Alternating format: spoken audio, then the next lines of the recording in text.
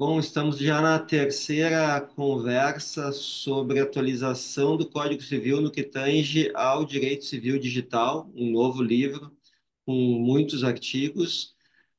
Hoje estamos com a doutora Silvia Piva, convite da doutora Vanessa, que está aqui comigo tocando essa nova playlist.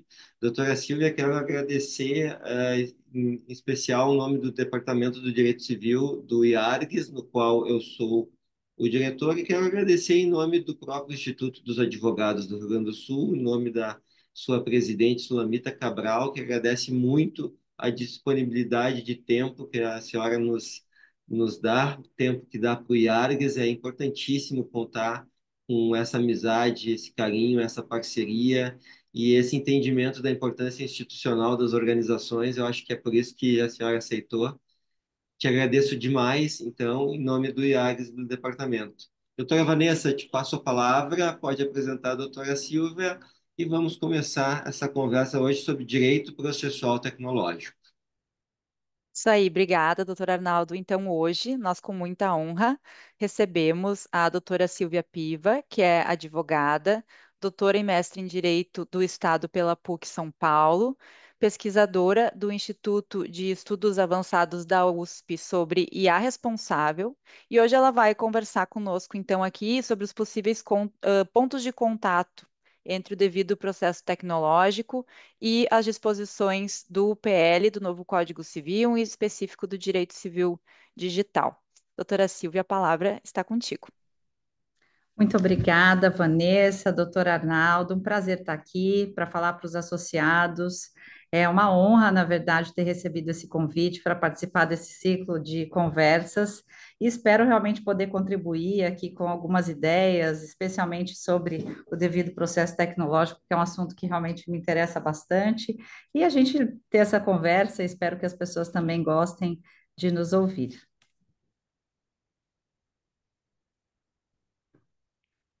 Vocês vão me fazer perguntas, a gente vai sair falando, Acho como que que vocês a querem senhora tocar? começa, doutora, a fazer suas considerações, e aí a gente vai, no meio da conversa, tentando entender um pouquinho mais sobre, Ótimo. sobre essa temática e sobre o Código Civil, né?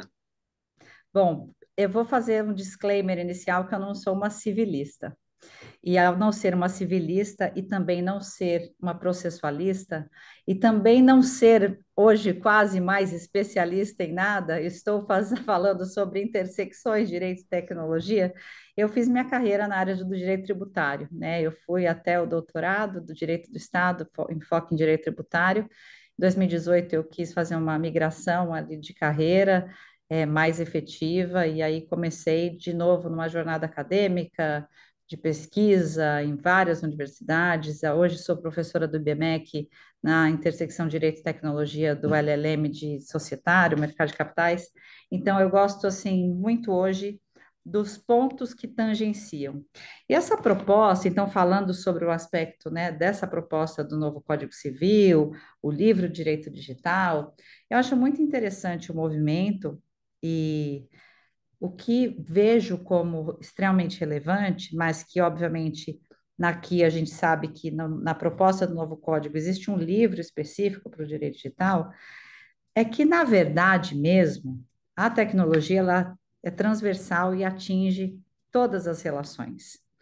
Então, eu sou alguém muito favorável, inclusive, né, muito inspirada no professor Wilson, que inclusive me levou na Unicinos, na aula que eu conheci a Vanessa, que o direito, na verdade, ele precisa ser atualizado a sua visão, inclusive da base constitucional, para o momento digital e pós-digital que estamos em transição. E quando a gente pensa isso e que a gente entende que a tecnologia é transversal e ela atinge tudo, a gente não consegue se colocar do lado de fora da tecnologia. E todas essas relações vão sendo transformadas. Ah, isso quer dizer que a gente só tem relações do âmbito tecnológico? Não, mas quer dizer que em muitas delas estamos sendo mediados ou até intrinsecamente levados por escolhas pela própria tecnologia. E essa tecnologia hoje, ela vai tomando um espaço tão pervasivo, ela entra e a gente nem percebe, que eu sou alguém que faço uma espécie de. Eu gosto dessa palavra, mas tem gente que não gosta, de ativismo pela para deixar os algoritmos, as linguagens computacionais menos invisíveis. Porque essa invisibilidade, de certa forma, está deixando de nos fazer enxergar coisas muito importantes, inclusive direitos que podem ser tolhidos, esbulhados e que, no longo prazo, esse passar, é, esse passar a largo de situações que afetam os nossos direitos, especialmente por decisões automatizadas com inteligência artificial ou não, farão muita falta. Ontem mesmo eu estava dando aula no IBMEC e alguns alunos me disseram assim: Ah, professora, mas o mundo é muito melhor com tecnologia. E eu acho que a gente não tem muito como ir contra isso. O mundo está todo, eu falei, está todo determinado? Ele está determinado? O futuro está determinado? As empresas estão determinando o nosso futuro, as big techs? E a gente tem vários sinais de que sim. Mas eu sempre penso que quando a gente fala em direito, o direito ele sempre foi apoiado em metáforas de guerra, revoluções, quem não leu, né, a luta pelo direito de Ehring. Então a gente tem aquela coisa da guerra, da grande revolução. E eu sinto que nesse momento nós somos todos parte do problema e parte da solução. Porque quando nós não tínhamos, por exemplo, um regime democrático, nós lutamos para ter esse regime democrático. E conseguimos. No nosso país, nós conseguimos. E a cada momento em que algo se fere, nós voltamos de novo a atenção, precisamos ter atenção à nossa democracia. O problema é quando nós nos acostumamos a pequenos direitos serem tolhidos sem a nossa percepção. Então, vamos entrar agora no tema. Hoje, no serviço público, né, nós lidamos em diversas situações que temos aí agora, inclusive ontem foi publicada a resolução do CNJ do uso da inteligência artificial no Poder Judiciário. Eu tive a felicidade de participar da audiência pública, trazendo a contribuição, inclusive, sobre o tema que a gente está falando aqui. E o que acontece? Existe uma proposta muito clara do Judiciário em usar inteligência artificial, mas não só do Judiciário, da Receita Federal, de diversos órgãos, da segurança pública de cada estado. E dentro desse processo, independente do uso da IA ou não, nós, enquanto espectadores aqui, jurisdicionados, contribuintes, nós queremos que o Estado tenha eficiência. Então, nessa eficiência, a gente quer sim que vários serviços sejam digitais, né? Hoje, inclusive, a plataforma gov.br é o portal de governo mais acessado no mundo. Nós temos o portal de governo mais acessado do mundo. São mais de 4.000 serviços públicos digitais oferecidos para o cidadão brasileiro. É bem importante isso. O problema é quando, eventualmente, nesses serviços, nós somos, por algum tipo de decisão, feridos em nossos direitos. Eu não estou falando só de privacidade e tudo mais, eu falo, às vezes, daquele direito de contestar algo. Então, eu tenho visto em diversas questões, já há um bom tempo observado, no campo do direito tributário, eu posso ter decisões administrativas que foram automatizadas e que eu sequer percebi que ali eu poderia ter um direito de contestar aquela decisão. E nesse ponto é que eu resgato o conceito que já vem de longe da professora Daniele Citron, da Universidade da Virgínia, que publicou um artigo em Harvard, salvo engano, em 2007 ou 2011, não me falha a memória, em que ela coloca duas coisas muito importantes. Nós precisamos entender quando decisões automatizadas estão interagindo com os nossos direitos, e caso algo aconteça, é preciso ter o direito ao questionamento, e aí ela traz o conceito do devido processo tecnológico no seguinte sentido: nós precisamos definir as regras que nos darão direito de contestar direitos de imediato, decisões que afetam direitos. E aí, o devido processo tecnológico é uma atualização para o contexto da era digital, de um princípio que lutamos muito para ter, que é o devido processo legal. Então, hoje, a gente tem o devido processo legal reconhecido, por exemplo, na esfera administrativa, né? Eu tenho o direito de recorrer de algumas decisões administrativas, quando eu tenho um ente público que traz uma decisão, eu tenho que poder exercer esse meu devido processo legal. Quando eu estou no judiciário, o judiciário, né, eu tenho o direito de postular algo em juízo. E o devido processo tecnológico, ele traz uma camada adicional que é para trazer o seguinte: olha, eu posso impugnar as premissas, ou seja, os dados, e também o método, que seria o sistema algorítmico que dá base a esse sistema, a essa forma de decisão. Isso traz uma série de coisas que nós vamos, ao levantar e refletir sobre isso, a gente começa a enxergar um monte de coisa. E aí que eu vejo que a gente tira essa invisibilidade de que a gente pode se contentar com todas as decisões automatizadas, mas não vamos poder deixar de abrir os olhos para as decisões automatizadas que afetam direitos, porque isso pode custar caro no futuro. A gente pode deixar passar coisa importante, que nem mesmo as próprias pessoas que estão instituindo possam ter essa consciência, porque essa não é uma consciência natural e que muitas vezes, e a gente não quer crer nisso, que seja intencional tirar o direito de alguém. Mas quando tira, alguém precisa tomar alguma posição. Então, a gente pode falar o seguinte: olha, isso pode gerar um grande caos. Você querer questionar todo tipo de decisão automatizada. Sim, com certeza. Mas talvez do caos a gente possa fazer emergir algo que se preste atenção para mostrar. Eu tenho que fazer isso, eu devo fazer isso, e de que maneira farei isso? E não fazer por fazer, o fazer pelo motor que nos leva, assim, hoje a tudo. Rapidez, né? Tudo tem que ser rápido, tudo tem que ser efetivo. Sim, a gente quer essa efetividade. A que custo? Desde que não vá ferir o direito de ninguém. Se for ferir, precisamos dar essa oportunidade de contestação. Então, quando eu trouxe, inclusive, isso dentro do contexto ali do CNJ, diversos magistrados que eu tenho contato ficaram preocupadíssimos. Falou, você está instaurando um contencioso em cima do contencioso. Falei, talvez, não é a intenção, mas a minha intenção é chamar a atenção para que a gente possa ter o direito de contestar os dados, as premissas e o método, porque nem sempre o método vai ser o melhor, especialmente quando a gente está num período em que estamos todos aprendendo os efeitos. Decisões automatizadas sem inteligência artificial, a gente já sabe.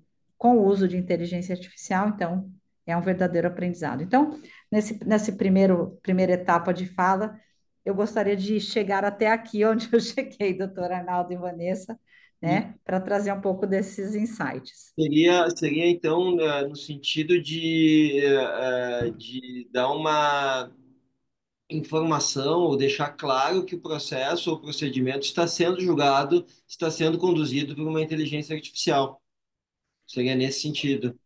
Ou seria no seguinte sentido: vamos falar de um caso que está muito em alta, que aconteceu recentemente com a reforma tributária. A gente também está vivendo um momento novo, né, de reforma tributária. O projeto de lei complementar 214/25 foi promulgado agora em janeiro e vai começar uma transição a partir de 2026. Dentro desse projeto, do projeto original, existia uma previsão de decisão automatizada onde o dinheiro do contribuinte, ao pagar a operação de compra e venda, a divisão do imposto e o valor da compra seria dividida automaticamente. Uma parte vai para o fisco e outra para pagar o valor, né, ao fornecedor. Então, a decisão automática que divide o valor do tributo. Já colocado da seguinte forma: dado que vai ser pago por TED, Pix ou boleto, deve ser esse valor de imposto para a conta do governo e o resto para a conta do fornecedor. Ótimo. Só que hoje os contribuintes só terão direito ao crédito dos tributos se houver o efetivo pagamento, algo que não acontecia na sistemática anterior. Quando isso acontece, nós esperamos o quê? Que o valor do crédito venha exatamente daquilo que eu estou esperando. Porém, com relação a sistemas, a gente não consegue garantir isso. Porque eu falo assim, a gente tem que lembrar dos cenários e se. E se o sistema não funcionar? E se eu tiver crédito e ainda assim for debitado na minha conta? E se eu estiver esperando 100 e cair 98, ou 50, ou 60, por alguma questão? Eu faço o quê? Eu crio um processo administrativo? E a Eu gente crio mais um momento? Então, aqui eu quero o direito de contestar rapidamente para entender qual foi a base e por quê. E eu ter uma resposta. Ah, isso acontece por conta disso e disso. Você já me deu um direito para entender a operação. Ah, não, eu não concordo com isso. Eu tenho que seguir um processo. É nesse sentido. E aqui eu estou dando um exemplo claro que cabe para isso. Não tenho a solução para N e outras Não, situações, mas eu acho que e é exatamente o que acontece com as organizações autônomas descentralizadas, né? Tu não tem o direito de contestar, tu não tem o direito, nada muda, ela vai permanecer sempre igual, mesmo que ela venha a ruir, né? Ninguém pode. o seu consenso já deu ali. Então Depois é o você. mesmo problema, né? O mesmo problema assim, eu estou entendendo. E é exatamente como o professor José Rodrigo Rodrigues, que é lá do PPG da Unicinos, também fui aluno do Dr. Wilson Engelmann, Ah, que legal. Ele é fantástico. fantástico mesmo. Mas o meu orientador foi o Dr. José Rodrigo Rodrigues, que é da teoria crítica. E o que ele vem falando sobre tudo isso hoje é realmente a queda, né, e o enfraquecimento da autonomia privada no meio da robotização, da inteligência artificial, enfim, gamificação. Aí em cada tipo de ambiente digital tem os seus percalços próprios, né? Com Mas certeza.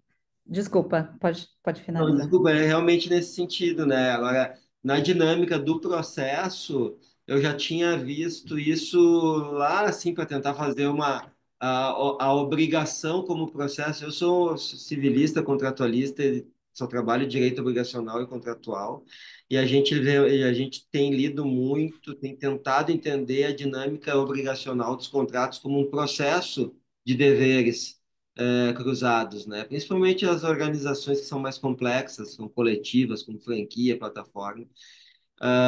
E realmente a gente vê que nesse processo obrigacional, no ambiente digital, há enfraquecimento muito grande da autonomia privada, né? Em face da automação das relações. Agora, também no nos processos judiciais e administrativos, como a senhora vem trazendo, perfeito. E essa questão que a doutora Silvia trouxe também é bom se a gente está, esse exemplo, né, do tributo, se a gente está lidando com um algoritmo, eu vou questionar e eu vou ter a resposta de como que ele chegou a uma determinada conclusão, mas se a gente estiver lidando com um sistema, por exemplo, opaco, aí já fica muito mais complicado de, inclusive, conseguir contestar, porque eu não vou saber o método utilizado, não é?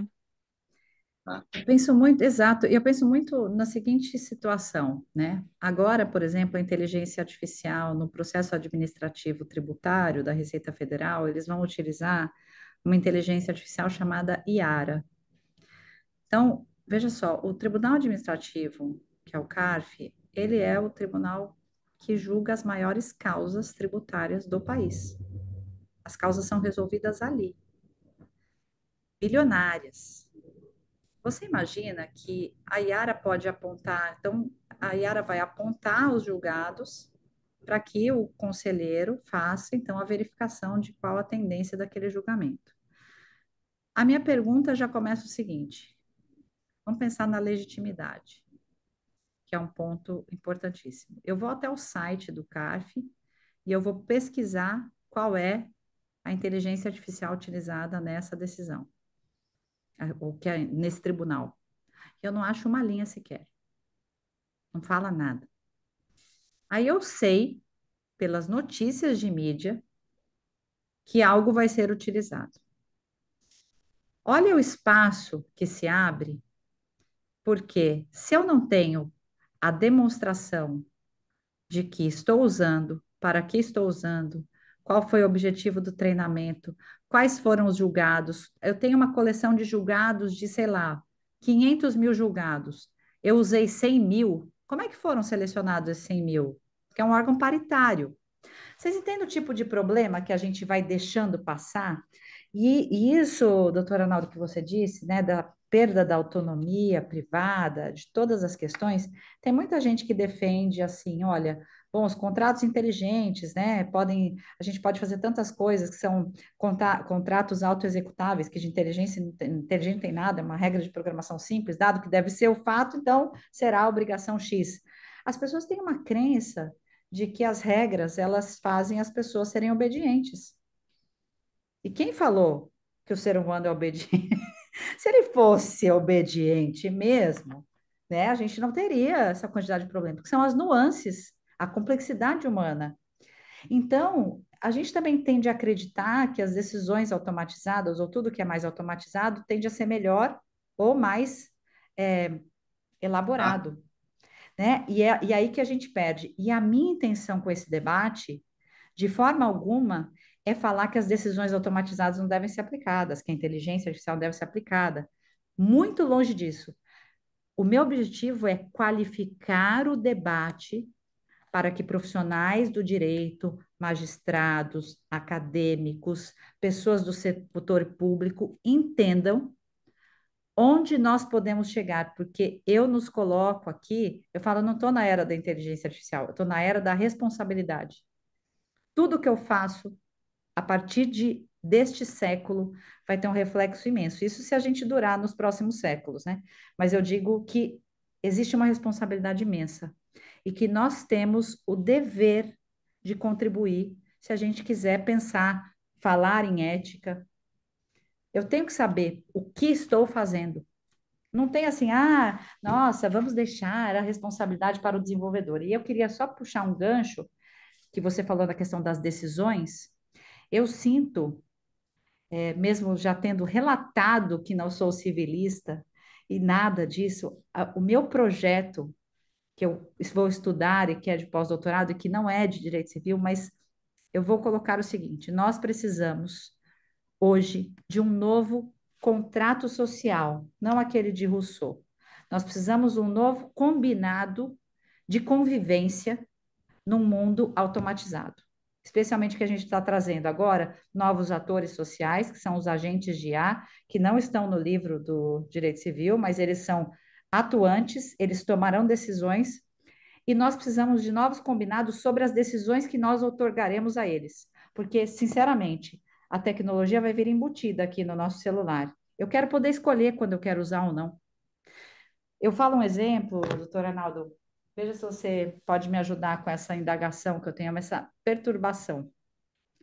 Agentes de IA agora vão tomar decisões a partir sozinhas. Então, vamos pensar numa Alexa. Hoje a Alexa tem inteligência artificial. Se eu falo para ela ligar a luz às 5 horas, ela acende, tal, tal, tal. Agora vamos pensar o seguinte: daqui a um tempinho, a Alexa vai ter dentro dela a possibilidade, e daqui a um tempinho não, é já. Olha, Alexa, você consulta aqui a minha geladeira, verifica se eu tenho meu alimento. Eu gosto de carne, gosto da geladeira cheia de carne. Então, você não deixa faltar carne para mim. Você já está conectada com o açougue, você já tem meu número de cartão de crédito e você sabe que ao consultar a geladeira e não ver carne, você deve comprar carne a partir da quantidade determinada que você vai ver. Ah, eu compro sempre 100 gramas pelo histórico, você compra 100 gramas. De repente, um dia qualquer, ou por uma invasão hacker, ou por alguma situação, a compra não é de 100 gramas, é de 100 quilos. E, ao comprar 100 quilos, a operação do cartão de crédito é realizada, ela vai debitar na sua conta e o açougue, que pode imaginar que você vai dar uma festa, vai te entregar 100 quilos, ele vai se comprometer com o fornecedor dele. E aí, eis que chega a 100 quilos na sua casa. A gente vai começar uma discussão, nossa, o desenvolvedor fez um problema, Não, não é. Não. Então, a esfera de decisão e convivência que eu estou querendo propor é quais são os combinados? Qual foi o nível, a outorga de poder de decisão que você concedeu para esse seu agente de IA? Comprar sozinho, sem te mandar uma mensagem? Fazer toda essa operação sem nenhum tipo de supervisão? Desculpe, você vai ter que pagar os 100 quilos de carne. Você não vai cancelar essa operação no cartão de crédito. Você não vai movimentar o judiciário por uma coisa que seria sua responsabilidade. Ah, mas eu tinha a opção de colocar que eu não queria que ele fizesse a compra e ele fez. Aí temos um outro contexto. Aí eu posso mostrar que dentro do método, aquele método falhou. Mas dentro da minha esfera de decisão, então eu queria colocar que existisse no meu imaginário, eu acho que tem que existir uma nova camada de decisões daquilo que a gente outorga para esses agentes que tomarão decisões por nós e em nosso nome, porque senão nós vamos viver uma grande bagunça. E desculpa se eu falei demais e não Não, interrompa. que isso. Mas eu acho que é exatamente isso, doutor. Eu acho que, assim, talvez uma metodologia de como usar, né, inteligência artificial, né, mas para o direito é tão difícil trabalhar com metodologia também ao mesmo tempo, né? Nós vamos ter Direito que com testar metodologia muitas não deu coisas. certo. Nós vamos ter que testar muita coisa diferente nos próximos anos. Mas eu acho que uma questão que me chamou a atenção é realmente, e depois eu estou pensando aqui enquanto a senhora fala, principalmente em redes sociais, e vou vendo realmente, se eu tivesse, no mínimo, a ciência de quando eu estou interagindo, assistindo, ou vendo, ou conversando, ou qualquer coisa, quando a minha, qualquer dos meus sentidos estejam frente a uma, se eu soubesse que estariam frente a uma inteligência artificial, eu acho que já muda um pouco a questão, né? Eu saber que eu estou vendo uma foto que está com inteligência artificial, um vídeo que está com inteligência artificial, um contrato que foi montado por inteligência artificial, uma decisão que foi dada, eu também não sou contra, inclusive acho que vai ser preciso abrir um juizado especial civil só para relações entre microempreendedores e plataformas digitais no Brasil, porque isso aí a gente já tem hoje no Brasil cerca de 10 milhões de pessoas prestando serviço em plataformas, que quando as coisas dão errada, fica por isso mesmo, porque ninguém sabe nem como reclamar, nem contra quem reclamar, e o judiciário também não está acostumado a entender essa nova dinâmica, que não é relação de emprego, é relação civil, né? Então, eu sou bem favorável a isso mesmo, mas eu acho como você falou aqui. Primeiro, saber que a decisão vai ser tomada por uma inteligência artificial. Em segundo lugar, qual é a metodologia da decisão para eu poder conferir se ela foi feita da forma correta. É como mais ou menos uma tese. Vai fazer uma tese, principalmente lá na administração de empresas, meu doutorado é de administração, apesar de eu ser advogado, né? E lá a gente vê, a gente aprende na metodologia da administração de empresas, que são 5 cadeiras, 5 disciplinas de método, a gente aprende a ler o capítulo da pesquisa e dos resultados, que não, isso não existe no direito. Como é que ele chegou àquele resultado? Ah, ele pegou essa população, ele leu com base nesses critérios teóricos dessa população, ele fez entrevista semi-estruturada, ele fez colheita de dados, ele tratou os dados nesse software e os dados fizeram essas relações entre eles. Eu acho que se nós tivermos, né, a possibilidade de entender o caminho que a inteligência artificial toma e que seja o mesmo caminho sempre, né? Também não pode ter um caminho para cada decisão, né? O caminho que ela toma para nos dar uma decisão, e eu saber que é ela que está tomando, né? Mas eu acho que isso precisa, sim, um novo processo, um novo procedimento, um novo código, não sei, uma nova lei que determine como isso é feito, né? E, E na verdade algumas coisas nós não vamos conseguir explicar. Eu penso muito, eu penso até antes disso, doutora Naldo, que a gente consiga ter acesso a meramente a poder contestar. Então, quando você disse das plataformas, Se uma plataforma vai tomar uma decisão automatizada, ela tem que me dar o direito ali de me insurgir contra aquela decisão. Eu tenho que ter esse canal. Eu tenho. Eu É tenho esse gamificação, direito. isso é a gamificação das plataformas de mobilidade É, urbana. o design não está permitindo que eu exerça um direito de falar sobre. Então, é esse ponto. Ele é. E a gente não precisa de muito. A gente não precisa de muito. Então, tudo bem. Ah, talvez a gente não tenha em absolutamente tudo, mas também o serviço público, quando tomar uma decisão automatizada que possa afetar um direito, que entenda esse canal de acesso, que isso seria o devido processo tecnológico, né? Ah, na questão do próprio juiz falar se ele usa uma ferramenta de IA ou não, eu falo, ele tem que dizer, depende do contexto pelo qual ele vai usar, porque eu falo que para os fins hoje que a resolução autorizam, na minha opinião, não precisa dizer nada, porque ele não está autorizado a usar para fins de julgamento. Ele não precisa relatar para mim que ele fez uma ementa, um relatório com apoio de IA, porque muitas vezes esse é um trabalho, de certa forma, que ele conta com o apoio de assessores, e ele não explica na decisão que o assessor fez a decisão para ele. Mas eu acho que essa clareza de quando estamos a decisão automatizada, não gostou, não concorda, fale aqui, esse pode ser um caminho interessante e uma forma de resolver essas questões, porque isso traz legitimidade. Ainda que a própria decisão seguinte fale assim: olha, você não pode, as questões atendidas foram essas, você não atendeu esses requisitos, por isso foi essa decisão. Se você não gostou, aí você vai para o judiciário, vai buscar seus direitos perante o órgão oficial, né, Claro. autorizado. Então, dentro Doutora dessa Silvia, perspectiva. uma dúvida que eu gostaria muito de ouvir, a sua opinião, é sobre o que eu considero ser o calcanhar de Aquiles, assim, quando a gente vai falar de devido processo e de decisões automatizadas com IA, que é a questão da explicabilidade, né? Sim. Como que Questão fica? Questão super complexa, porque se nem os próprios desenvolvedores conseguem explicar como uma IA toma uma decisão, assim como a gente não consegue explicar como a gente toma uma decisão, é quase que a gente não consegue chegar nesse consenso e tecnicamente também existe uma inviabilidade.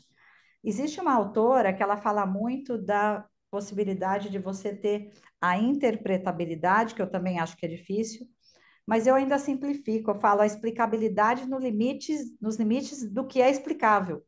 Por Hum. exemplo, olha, até aqui eu consigo dizer como ela formata decisões. Ela pega essa base de dados, a nossa base de dados é treinada assim, a gente faz um relatório de auditorias assim, a nossa governança é assim. Então, dado isso, a gente tem todos os mecanismos para prevenir que, ao fazer decisões como essa, a gente possa fazer uma revisão ou um novo treinamento, mitigar computacionalmente essa questão. É um ponto.